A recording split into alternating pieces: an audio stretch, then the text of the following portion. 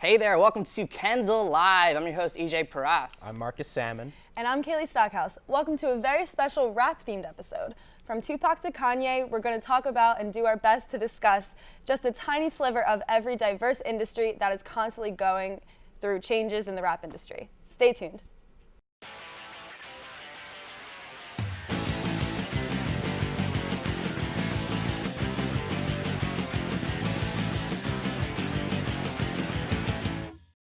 Well, welcome back. We're going to start a discussion round, and then we're going to go into scenic session, and then we're going to play a game. So, first question, which rap artists do you think are the most talented lyricists out there? Like, what about their material resonates with their audiences the most? Kaley, you want to start with this one? I have two that I think are really good. I want to start with just naming Kendrick Lamar. Like, I think he really, yep, there you go, spin butterfly.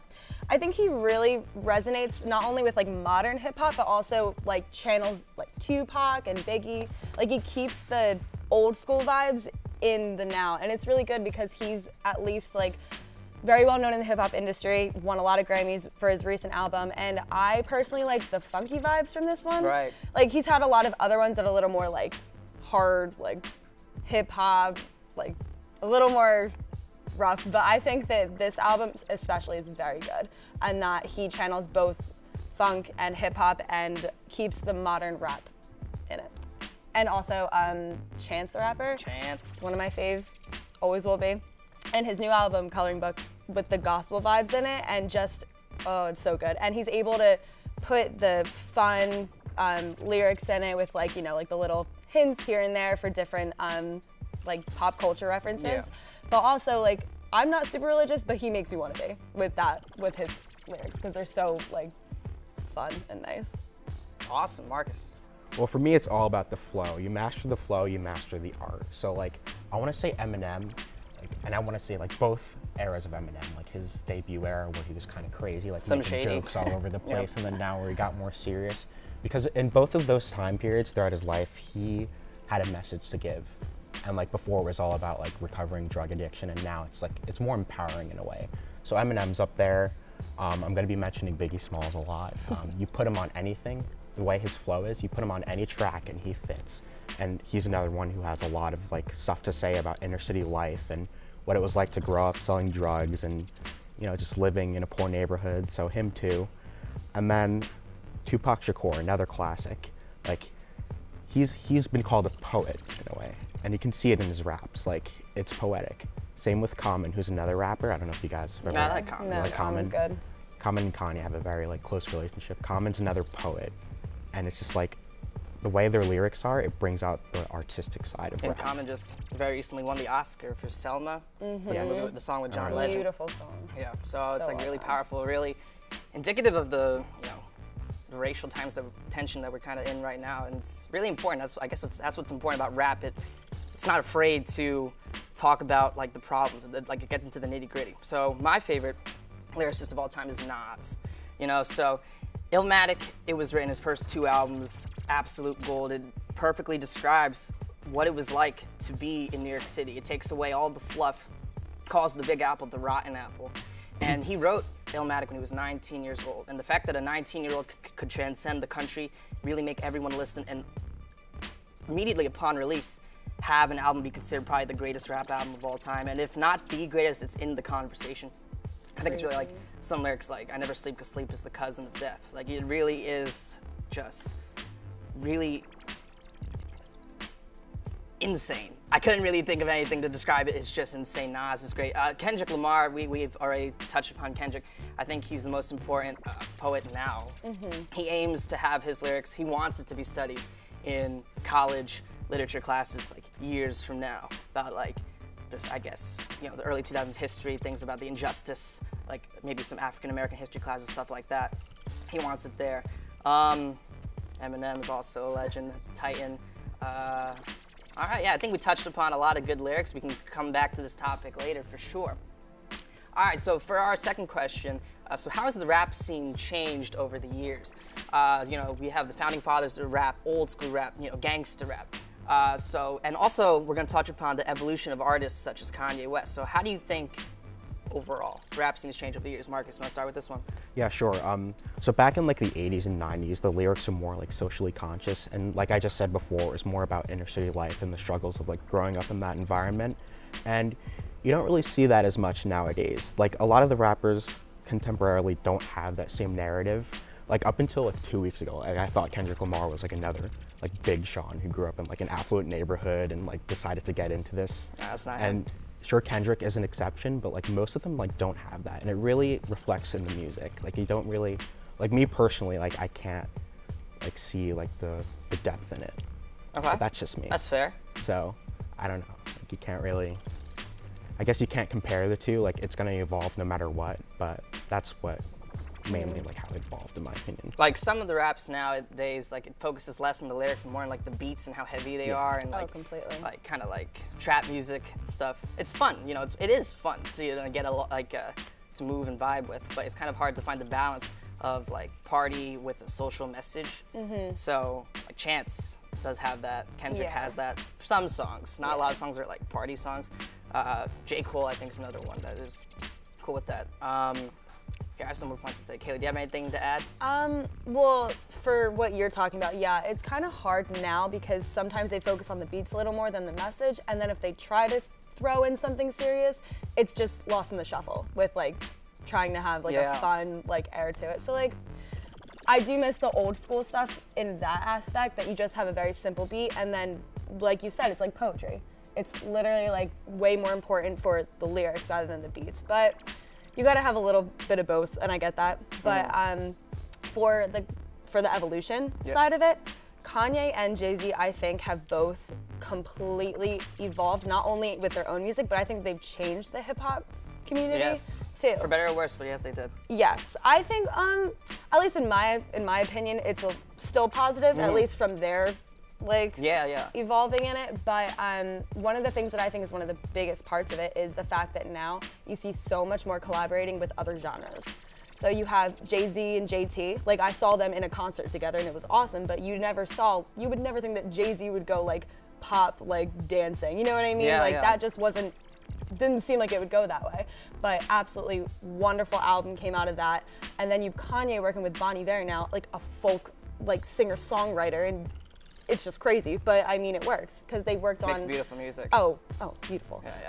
They did Monster together, which was a while ago, and then now Bon Iver's working on an album, and Kanye's already featured on it, and like I love it, but it definitely is not something that you would have had expected in like 90s hip hop. Yeah. Yeah. And if we're going back, taking it back a little more, like 70s old school hip hop, it was like party music. So you got like Sugar Hill Gang, Rapper's Delight, love hip it. hop, hippie to the so that I don't need to keep going with that. But like it really I think it's really what rap or hip hop is. It parallels what's going on in the world today. So the 70s is like very disco. So it was kind of, I guess, if we don't get too deep into the history, it's a little happier, I guess. But then 80s, 90s, I guess, more.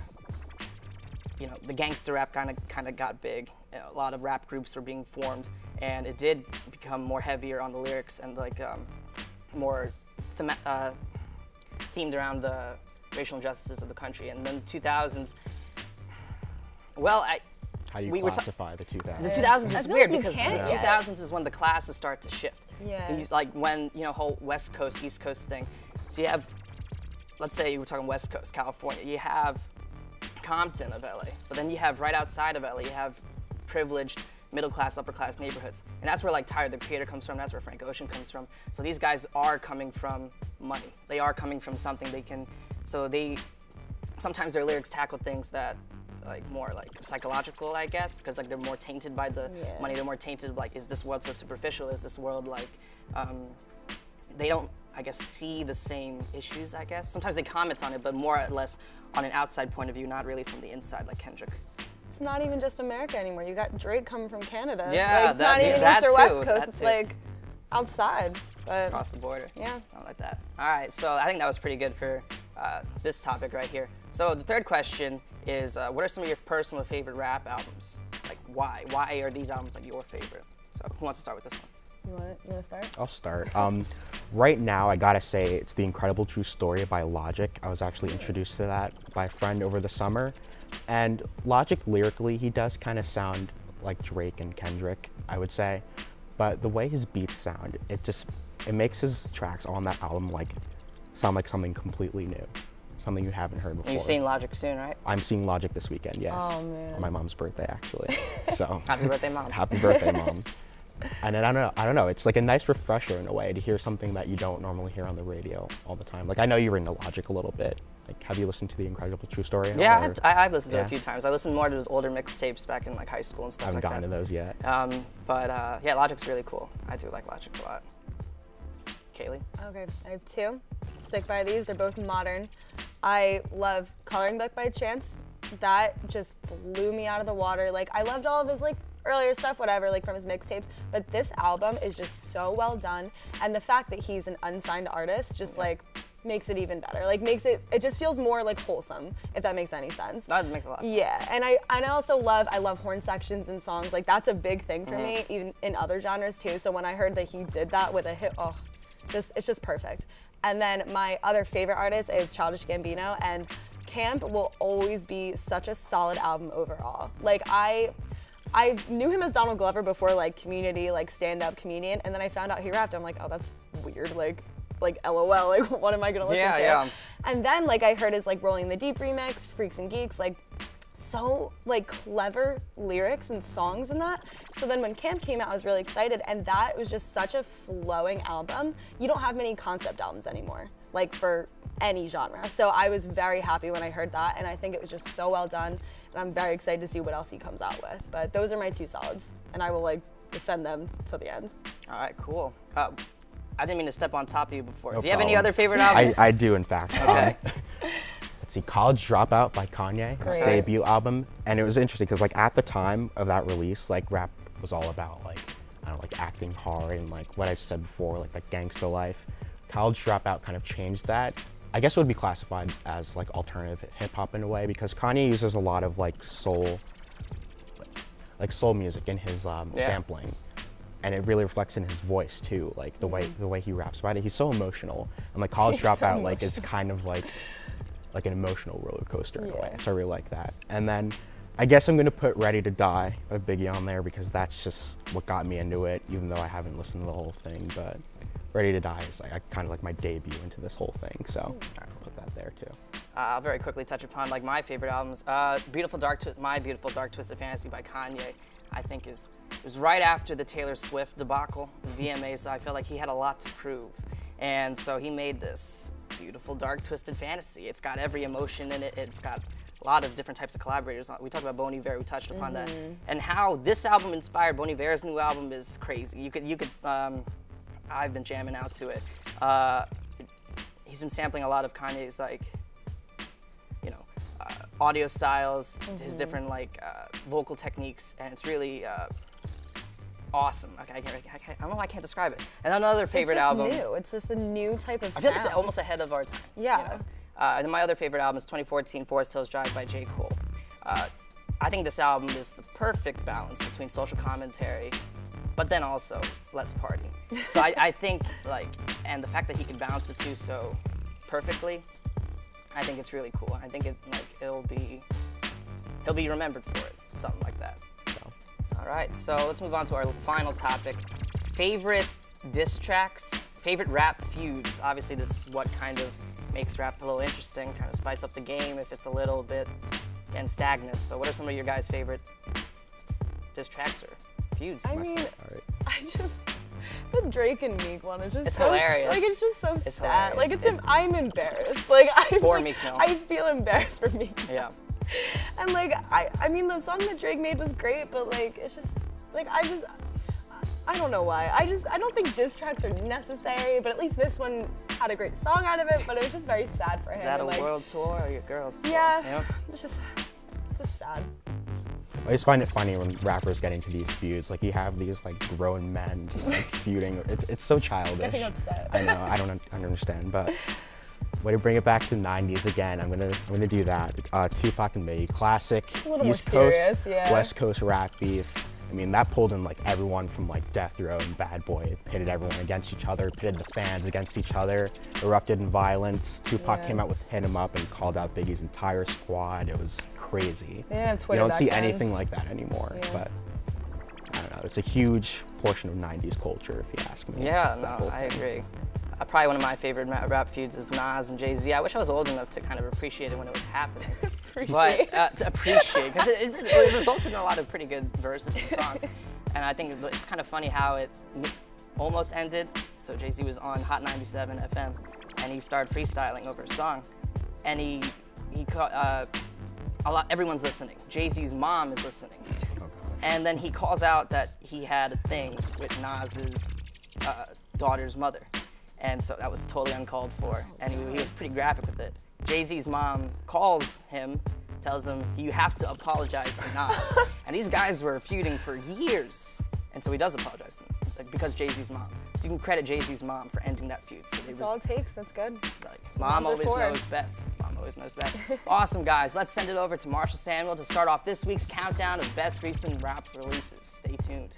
Hello, I'm Marshall Samuels and welcome to this week's Countdown. Rumored to be inspired by Pablo Picasso and Pablo Escobar, The Life of Pablo by Kanye West is fourth on our countdown. Overlooking the controversy surrounding the album, whether it be name changes or the delayed release, Kanye delivers a thought-provoking album. It hits a stride when dealing with the themes of authenticity in relationships and mental health. Rihanna, The Weeknd, Frank Ocean, and Kendrick Lamar are all featured on the album. Take out your crayons because Chance the Rapper's Coloring Book is number 3 on this week's countdown. As the third mixtape for the Chicago-based artist, Coloring Book combines elements of hip-hop with gospel, creating an awesome sound. The critically acclaimed release is star-studded, featuring collaborations with artists such as Lil Wayne, 2 Chainz, Kanye West, Future, and Justin Bieber.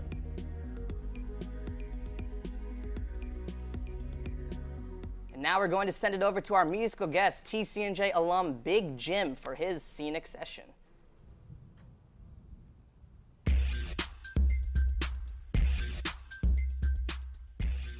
Name's Big Jim. Song is called Easy E. Dedication to TCNJ. Drop that beat.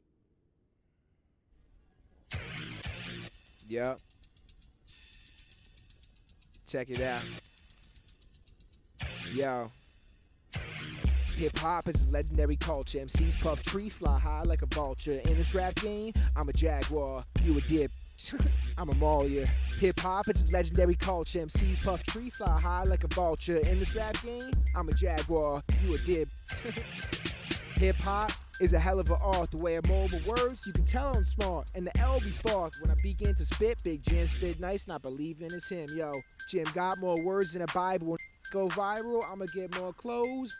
Celebrity photos of codes. Money taller than the Eiffel. Spit cleverly, forever be heavenly. Never be with a heavy, be menacing when I sip a Hennessy. You a friend of me, enemy? What you always a friend of me? Better see about my green like lettuce be. Flow close to roast the most of these jokers. Boast and roast them. Toast it up and dispose them. Take the ID, cut the hands, ghost and they gone.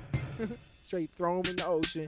Just joking, I'm not a murderer. Steady murder verse. Big Jim, RJ, motherfucker never heard of us. Marijuana light it up, bless the green. Amen, then we burn it up. Looking for rap skills, bro? Talk to Big Jim, the rhyme king, and you might end up learning something. Easy E dedication, please read medication. So my brain speeds up, flows begin creating hip hop. It's a legendary culture. MCs puff tree, fly high like a vulture. In this rap game, I'm a jaguar, you a dip.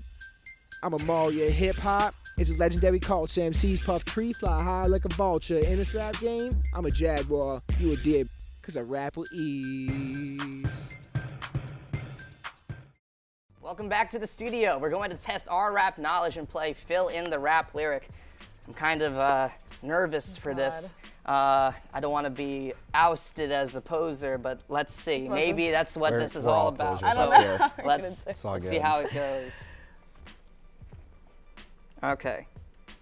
So, all right. All day, every day. We was on that block until we made a way. Day to day, man, that's the only way. They gonna know my name until it fade away. Hey, say it louder. They gonna know my name until it fade away. That's Hey, logic. logic, fade away, nice. Good job. All right, Kaley, if you want to go next. Okay, let's see. Don't. Yeah, I didn't look. Missy be putting it down. I'm the hottest round. I told y'all, mother, ooh. Blank, blank, blank, blank, blank. I feel like I should know this. I don't know. Definitely Missy Elliott. It is. Missy Elliott lyrics just go over my head. It's just so hype. It's not really about the lyrics. It's about just getting into it. Like if you're in a car or something, just going, I don't know, crazy. I mean, that was. Do you have any clue? No. You want me to just tell you what it is? Yeah, Sure. just tell us what it is. Y'all can't stop me now. Oh, really? Yeah. Okay. Really? It was a pretty simple one. A very simple one. Whatever. It is what it is. Strike one.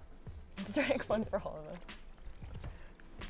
No role models, and I'm here right now. / no blank blank. No role models, and I'm here right Searching now. through my memory, I couldn't find one. Last night I was getting my feet rubbed. Is that the next? Like that's the lyric, right? Last night I was getting. It's You J. like- Cole. It's no J. role Cole. models. No role models, and I'm right here right now. No. Role Blank. models, I'm here right now. You got this. I thought did I just say it? What is the lyric? Can you read the lyric? It's role models to speak of. No, what else to speak of. Oh, okay. I jumped a couple lines. Dang. All right. Whatever. Sorry. It is what it is. Last Okay, one. like that's a half strike. There's one more? Okay. Okay. Okay, it's blank blank. Homegirl, drop it like Okay, it's childish Gambino, homegirl, drop it like a NASDAQ. Is that it? There we go. the move Got it? white girls. Like there's Yep, let's Bad not, it gets a little thing. explicit. All right, so, all right, great game, guys. Now let's go to Kelsey Fama for an exclusive interview with Big Jim. What's up, Kendall Live viewers? I'm Kelsey Fama, and I'm here with Big Jim, our musical guest for this week. You can check him out on soundcloud.com/BigJimRhymes. So how and when did you start with your music? I started rapping when I was about 18, and right when I got here at TCNJ, actually. I love rapping. I've always loved writing poems and rhyming words. Rhyme any word I see, I just rhyme. That's how I got into it. And as far as inspirations, Big L, Biggie, Tupac, all the old school rappers are. I study that. Like I study, like all that stuff, and it really inspired me to bring the old rap back. Because Future these days, you got all those guys you can't understand anything they're saying. So as far as that, yeah, that's what inspired me. That's awesome. Do you have any new releases out? New release, I have a SoundCloud. There's about 11 songs on there. New releases. My latest one was actually the one we just did, but I should be having some coming out soon. So in about maybe a month. So check out the SoundCloud for that, and you will not be disappointed. Very cool. And you mentioned TCNJ, but you graduated from here, right? I graduated just last May. So what have you been up to since then? Actually, just got a full-time job as a civil engineer, field engineer at a construction company. So I'm enjoying that, and I'm happy to be back here at TCNJ. I miss this school. I miss college. So you mentioned a lot of your inspirations. Besides those, are there any artists you've been listening to lately that you want to recommend to our viewers? Any artists?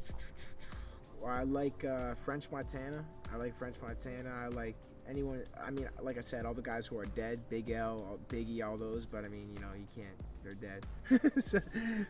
But let's see.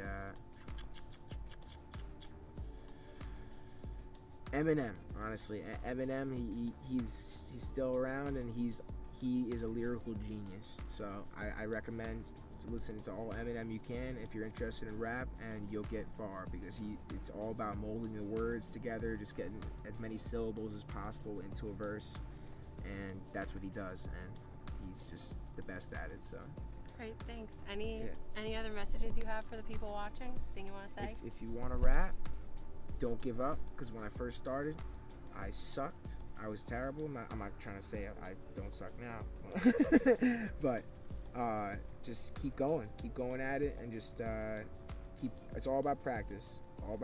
You think of a word that you're gonna rhyme. I used to get up and right out of my bed, I thought about a rhyme and just write it right down. That's the key, writing everything down, because you're gonna forget about it. So, and that's just keep going. Just don't quit. Awesome. It's good advice. All right, well, thanks for being here. Great Thank you. performance. Cool interview. you. Very nice to meet you. Thank you. Nice to meet you too. As the oldest release on our countdown, Childish Gambino's sophomore album, Because the Internet, comes in at number 2 on our countdown. In addition to overwhelmingly positive reviews from critics, the album earned a Grammy nomination for the Best Rap Album and went certified gold in 2016. Completely written and mainly produced by Donald Glover, the comedian himself, the album also features artists such as Chance the Rapper and Azalea Banks. In his powerful third release, Kendrick Lamar truly makes an important statement. His album, To Pimp a Butterfly, pushes the boundaries of rap, incorporating different genres to relay themes of racial oppression, resilience, and freedom. The lyrics to his songs have resonated in the consciousness of Americans who see his words reflected in society. His intricate album comes in first on our countdown. That sums it up here for this week's Kendall Live. If you're interested in joining Lions Television, email us at ltv@tcnj.edu and keep an eye out for next week's countdown. I'm your host, EJ Paras. I'm Marcus Salmon. And I'm Kaley Stockhouse. See you next time.